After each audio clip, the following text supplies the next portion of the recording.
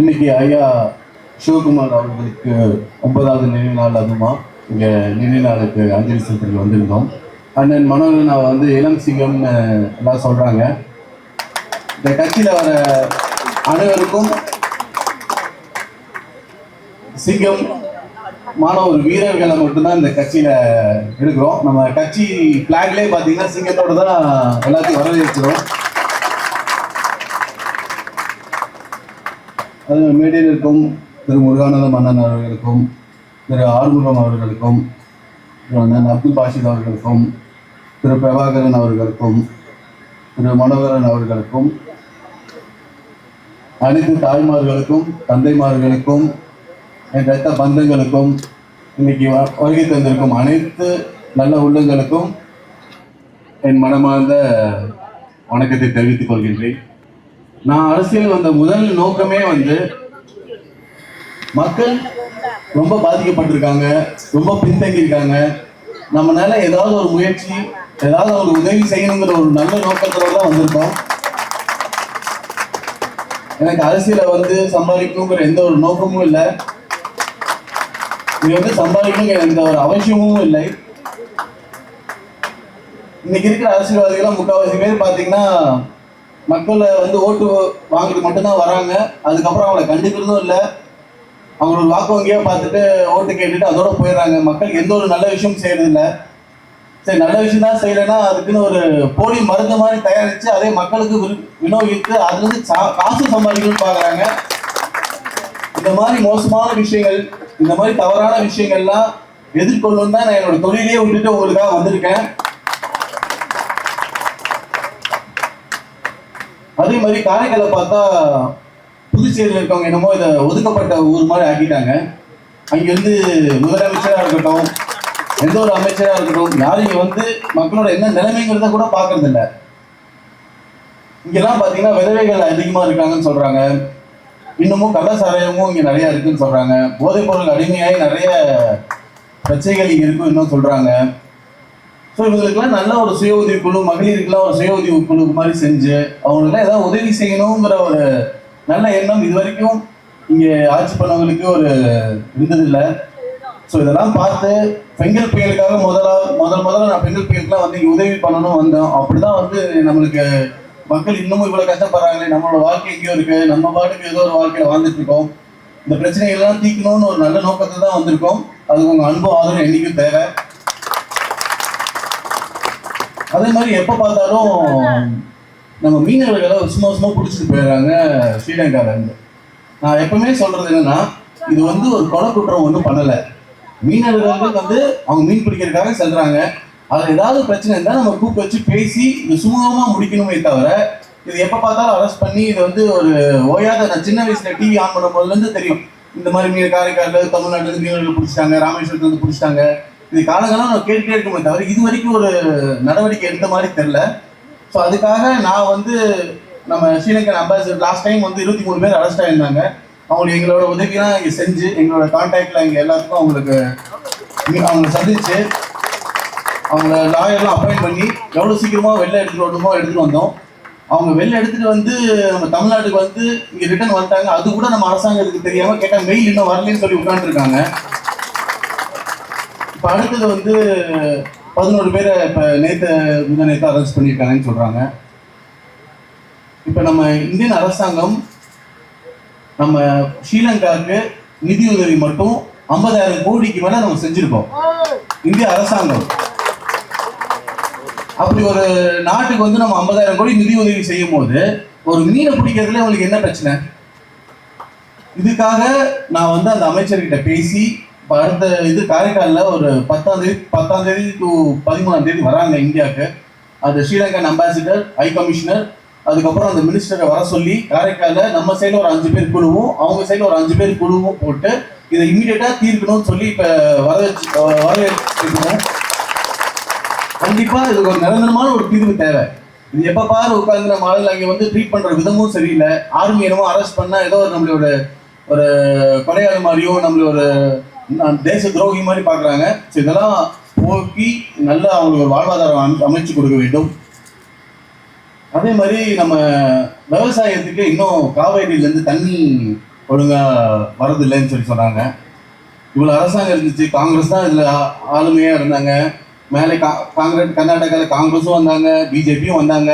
எல்லாரும் வந்து கடைசி வரைக்கும் ஆட்சிக்கு தான் வந்தாங்களே தவிர மக்களுக்கு இது வரைக்கும் ஒரு தண்ணி குடிநீர் வந்து தமிழ்நாட்டுக்கு வந்து செஞ்சு தர முடியல. ஆனால் இதே நம்ம தமிழ்நாடு வந்து அவங்களுக்கு கரண்ட் கொடுக்குறோம், அவங்களுக்கு அனைத்து வசதியும் நம்ம செஞ்சு கொடுக்குறோம். நம்ம மொழியே வந்து அவங்களுக்கு தர வார்த்தை கொடுத்துருக்கோம். அந்த மொழியிலிருந்து தான் அவங்களோட மொழியே பிறந்துச்சு. ஸோ அப்படி இருக்கும்போது நம்ம வந்து ஒரு தண்ணீர் கூட கொடுக்க மாட்டாங்கன்னா இது எவ்வளோ ஒரு மோசமான நிலை. இதுக்கு கண்டிப்பாக நாங்கள் ஆட்சிக்கு வந்தோம்னா கண்டிப்பாக இது எல்லாத்துக்குமே ஒரு வழி பண்ணி கொடுப்போம். கண்டிப்பாக சென்ட்ரல் மினிஸ்டர்லாம் பேசி இதுக்கு ஒரு தீர்வு கண்டிப்பாக நம்ம உருவாக்கி கொடுத்து நம்ம விவசாயிகள் வந்து நல்லா இருக்கணும். அதே மாதிரி விவசாயம் மட்டும் நம்ம எப்பவுமே வெறும் நெல் விதைக்கிறதோ இருக்கிற விவசாயம் மட்டும் பண்ணாமல் எப்படி விவசாயத்தில் அதிகமாக வருமானம் ஈட்டுறதுங்கிறதுக்கும் நாங்கள் ஒரு இன்குபேஷன் சென்டர், அதான் நான் சொல்லியிருக்கேன், என்னோட சொந்த செலவில் ஒரு 100 கோடி செலவில் மகளிர் மட்டும் இல்லாமல் அனைவருக்கும் ஒரு சென்டர் மாதிரி போட்டு அந்த சென்டரில் வந்து இனோவேஷன், நம்ம ஒரு பொருளை வந்து எப்படி அதோட விலையை அதிகப்படுத்துறது.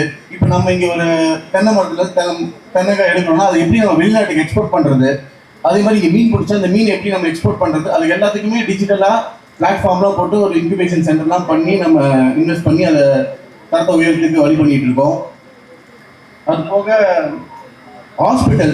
ஹாஸ்பிட்டலில் போனால் டாக்டர் இல்லை, மருந்தும் இல்லை. அப்போ எதுக்கு ஹாஸ்பிட்டல் மட்டும் வச்சுருக்காங்கிறது யாருக்குமே புரியாத ஒரு விஷயமா இருக்குது காரைக்கால் பொறுத்த வரைக்கும். ஒரு ஹாஸ்பிட்டலை கட்டி ஒரு மருத்துவம் கூட செய்ய முடியலன்னா எதுக்கு இந்த அரசாங்கம்? ஒரு அம்மா வந்து ரீசெண்டாக பார்த்தா 2 மணி நேரம் அவன் குழந்தை அடிபட்டு அவனுக்கு ட்ரீட்மெண்ட் கொடுக்கறதுக்கு அங்கே உட்காந்து காத்துட்டு இருந்தாங்கன்னா கேட்டால் டாக்டர் வரலன்னு சொல்கிறாங்க. இதெல்லாம் யார் பார்க்கணும்? ஹெல்த் மினிஸ்டர் என்ன பண்ணிட்டு இருக்காரு, சிஎம் என்ன பண்ணிட்டு இருக்காங்கன்னு ஒன்றும் புரியல. அது மாதிரி ஃபிஷிங் ஹாபரும் இங்கே வந்து அதுக்கு ஒரு உருப்படியாக அதுக்கு ஒரு இடமோ அங்கே வந்து நிறைய அந்த ட்ரெட்ஜிங்லாம் பண்ணி வழிவகுத்து நம்ம மீனவர்கள் போட்டெல்லாம் வந்து அங்கே ஹாபர்லேருந்து கடலுக்கு ஈஸியாக போகிற மாதிரி செஞ்சு கொடுக்கணும். அன்னைக்கு வந்து டிராக்டர்லாம் உதவி கேட்டிருக்காங்க, இந்த மாதிரி அவங்க படகெல்லாம் அங்கே ஈஸியாக சுலபமாக எடுத்துகிட்டு போக முடியலன்னு. அது எங்களால் முடிஞ்ச உதவி செய்யணும்னு சொல்லியிருக்கோம். அடுத்த வாட்டி நான் இங்கே காரைக்கால் வரும்போது சில நிதி உதவிலாம் பிளான் வச்சுருக்கோம். அப்புறம் அதானி போர்ட் நம்ம தமிழ்நாடையும் விட ஆந்திராவும் விட ஒரு மிகப்பெரிய போர்ட்டாக நம்ம இதை வல்லரசு போர்ட் மாதிரி இதை கொண்டு வரணும். ஒரு இன்டர்நேஷ்னல் ட்ரேடிங் அளவுக்கு இதை வந்து உருவாக்கணும். இந்த மாதிரி போர்ட்லாம் உருவானாதான் இங்கே இருக்க வேலை வாய்ப்புலாம் அதிகப்படுத்த முடியும். நிறைய இண்டஸ்ட்ரீஸ் வருவாங்க, இங்கேருந்து எக்ஸ்போர்ட் பண்ண முடியும். ஸோ அதுக்கும் எங்களால் முடிஞ்ச உதவி நாங்கள் செஞ்சுட்டு இருக்கோம். இது அதானியும் கூட உட்காந்து இது எப்படி நம்ம மேன்மைப்படுத்தி எப்படி ஒரு 10,000 பேருக்கு அது வேலை வாய்ப்பு கொடுக்கறதுங்கிறது நாங்கள் டிஸ்கஸ் பண்ணுறதுக்கு வேலை செஞ்சுட்டு இருக்கோம். ஐயா சிவகுமார் ஐயா இருக்கும்போது தான் 1996 ஹைட்ரோ பவர் வந்து ரெடி பண்ணி கொடுத்தாங்க. அதில் வர வருமானத்தெல்லாம் இன்னைக்கு இருக்கிற சிஎம் வந்து நலத்திட்ட உதவிக்குன்னு சொல்லி இங்கே இருக்க காசு எடுத்து கொடுத்து கடைசியில் அந்த ஹைட்ரோ பவர் சென்டரே வந்து க்ளோஸ் பண்ணுற அளவுக்கு நிலைமை இன்னைக்கு மோசமாக இருக்குது. இந்த கரண்ட்டு இதெல்லாம் அத்தியாவசியமான ஒரு விஷயம். இதெல்லாம் பேசிக்காக ஒரு ஸ்டேட்டுக்கு வந்து இதெல்லாம் இருந்தால் தான் நம்ம ஒரு வாழ்வாதாரமே உயர முடியும். ஒரு வீட்டுக்கு கரண்ட் வேணும், ஒரு வேலை செய்கிற இடத்துல கரண்ட் வேணும், இண்டஸ்ட்ரீஸ் கரண்ட் வேணும். ஸோ இது எல்லாமே வந்து கண்டிப்பாக நாங்கள் ஆட்சிக்கு வந்தால் இதெல்லாம் செஞ்சு தருவோம்.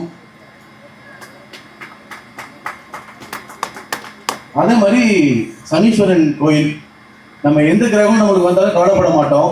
ஆனால் 7 நாடு சனி வந்துச்சுன்னா நம்ம எல்லாரும் கவலைப்படுற ஒரே விஷயம், நம்ம ஜாதகத்தில் சனி பகவானை வந்து எப்படியோ நம்ம வந்து இது பண்ணிடக்கூடாதுன்னு தான். அப்படிப்பட்ட ஒரு சனீஸ்வரன் கோயிலே இங்கே இருக்கும்போது இதை ஒரு டெம்பிள் சிட்டியாக உலகத்துலேருந்து அனைவரையும் தமிழர்கள் மட்டும் இல்லாமல் இன்டர்நேஷ்னல் டூரிசம் எப்படி இங்கே வர வச்சு இந்த மாதிரி கோயிலெல்லாம் சீர்படுத்தி எப்படி நம்ம வந்து இதுலேருந்து ஒரு ரெவன்யூ ஜென்ரேட் பண்ணுறது, அங்கே இருக்க சுற்றி வாழ்கிற மக்களுக்கு எப்படி ஒரு வாழ்வாதாரம் உயர்த்துறதுங்கிறத கண்டிப்பாக நான் வந்ததுக்கப்புறம் ஒரு டெம்பிள் டூரிசம்காகவே நம்ம பிளான் பண்ணுவோம். அதே மாதிரி இங்கே ஒரு டொமஸ்டிக் மினி ஏர்போர்ட் வந்து கண்டிப்பாக போடணுங்கிறது தான் எங்களோட கோரிக்கை. அப்போ தான் இங்கே சுற்றி இருக்கிற மாவட்டங்கள் அங்கெல்லாம் இருந்து நம்ம வாழ்வாதாரம் உயருக்கு ரொம்ப வசதியாக இருக்கும், யூஸ்ஃபுல்லாக இருக்கும். அது போக கடைசியாக நாங்கள் வந்து பெண்களுக்கு நலத்திட்டங்கள் நாங்கள் என்னென்ன வந்தால் என்னென்ன ஸ்கீம்ஸுங்கிற மாதிரி நாங்கள் அனௌன்ஸ் பண்ணியிருக்கோம். அதில் முக்கியமான 6 விஷயங்கள் பார்த்தீங்கன்னா, மகளிருக்கு மாதம் 4,000 ரூபா, வருஷத்துக்கு 60,000 சொல்லி அனௌன்ஸ் பண்ணியிருக்கோம். 2வது, வறுமை கோட்டு கீழே இருக்கிற பெண்களுக்கு வந்து கல்யாணத்துக்கு வந்து 1 லட்சம் பணமும் அது 10 கிராம் தங்கமும் அறிவிச்சிருக்கோம். கர்ப்பிணி பெண்களுக்கு 35,000 பணமும், அதே மாதிரி அவங்களுக்கு தேவையான சத்து மாத்திரைகள் அனைத்து ஜேசிஎம் கிட்டுன்னு சொல்லி அனுப்பிச்சிருக்கோம். 4வது 6 எல்பிஜி சிலிண்டர்ஸ் இலவசமா அனுப்பிச்சிருக்கோம். அப்புறம்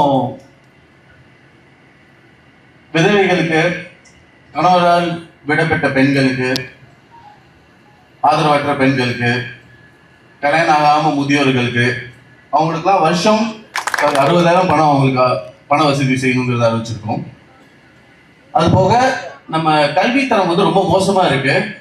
இன்னைக்கு ஒரு டீச்சர் கிட்ட பேசிட்டு இருந்தா சொல்றாங்க, பசங்கள்லாம் இன்னைக்கு வந்து 8ஆம் வகுப்பு 9ஆம் வகுப்புலாம் போதைப் பொருட்களை போட்டுட்டு இன்னைக்கு டீச்சர் எப்படா பெல் அடிச்சா வீட்டுக்கு போலான்னு சொல்லிங்கிற நிலைமை இன்னைக்கு அவல நிலை இன்னைக்கு இருக்கு புதுச்சேரியில, காரைக்காலில். ஸோ இந்த அவல நிலையை மாற்றி அரசாங்க பள்ளிக்கு பெற்றோருக்கு வந்து எக்ஸ்ட்ரா பாரமா இல்லாம பிரைவேட் ஸ்கூல்ல போய் நல்ல தரமான கல்வின்னு சொல்லி அவங்க கை காசை வர சம்பளத்துல பாதி காசு வந்து அவங்க படிப்புக்கே போயிடுது. அப்படி ஒரு நிலைமை இல்லாம வருஷத்துக்கு 20,000 பெற்றோர்கள் அவங்க குழந்தைய கவர்மெண்ட் ஸ்கூலுக்கு அனுப்பிச்சா நம்ம பெற்றோருக்கு 20,000 அனுப்பிச்சிருக்கோம் வருஷத்துக்கு. இது போக நிறைய நலத்திட்டங்கள் நாங்கள் சொல்லியிருக்கோம். அது மாதிரி கேட்டாங்க, இதெல்லாம் சும்மா சொல்லிட்டு போயிருவீங்க, இது எப்படி சாத்தியமானு.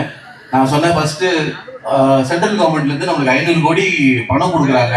அந்த பணத்தை இவங்க செலவழிக்காம வருஷம் திரும்பி ரிட்டர்ன் அனுப்பிச்சுட்டு இருக்காங்க. இங்க இருக்க சிஎம் கேட்டா வந்து ஒரு பிளான் போட முடியல. ஏன்னா சென்ட்ரல் கவர்மெண்ட் என்ன சொல்றாங்கன்னா, இந்த பணத்தை வந்து ஊழல் செய்யக்கூடாது, இது கரெக்டா கணக்கு வழக்கு கேட்கறாங்க. அந்த கணக்கு வழக்கு இவங்களால கொடுக்க முடியாதுனால 500 கோடியை வருஷம் திரும்பி ரிட்டர்ன் அனுப்பிச்சுறாங்க. ஸோ அந்த ஒரு அவலநிலை இல்லாம நம்ம இந்த வருஷம் வர சென்ட்ரல் கவர்மெண்ட் வர ஃபண்ட்ஸ், நம்மளோட ஓவரால் இன்ஃப்ராஸ்ட்ரக்சர் டெவலப்மெண்ட், நம்மளோட இண்டஸ்ட்ரீஸ் வர வச்சு இளைஞர்கள் வேலை வாய்ப்பு, ஸோ இந்த மாதிரி நிறைய திட்டங்கள் நாங்கள் பிளான் பண்ணிட்டு இருக்கோம். அதுக்கெல்லாம் உங்க அன்பும் ஆதரவும் என்னைக்கு தேவை. நான் எப்படி என்னோட சொந்த தொழிலையும் வேலையும் விட்டுட்டு நான் உங்களுக்காக வந்திருக்கணும். அந்த நம்பிக்கையோடு நீங்களும் எனக்கு நம்பி ஓட்டு போட்டாதான், எங்களோட வேட்பாளர்களை ஓட்டு போட்டாதான் நாங்கள் ஜெயிக்க முடியும். ஜெயிச்சு கண்டிப்பா புதுச்சேரியை வந்து நம்ம ஒரு உலகத்திலேயே வந்து நம்ம வியக்கத்தக்கிற ஒரு ஸ்டேட்டா மாற்றணுங்கிறது என்னோட ஒரே நோக்கம். உலகத்துக்கே நம்ம ஒரு எதிர்காட்டா இருக்கணும். நம்ம அந்த காலத்து மன்னர்கள்லாம் நம்ம மொழிக்காகவும் நம்ம மக்களுக்காகவும் நம்ம இனத்துக்காக எவ்வளவு தியாகம் செஞ்சிருக்காங்க. உலகத்திலேயே முன்னோடியா இருந்திருக்கோம். இதெல்லாம் வந்து காலம் போற போக்குல நம்ம அழிக்கப்பட்டது. திரும்பி நம்ம வந்து நம்ம அதே முதலிடத்துக்கு வந்து இந்த உலகத்துக்கே ஒரு எடுத்துக்காட்டா இருக்க வேண்டும் சொல்லி நன்றி பட்டு விடைபெறுகிறேன். நன்றி, வணக்கம்.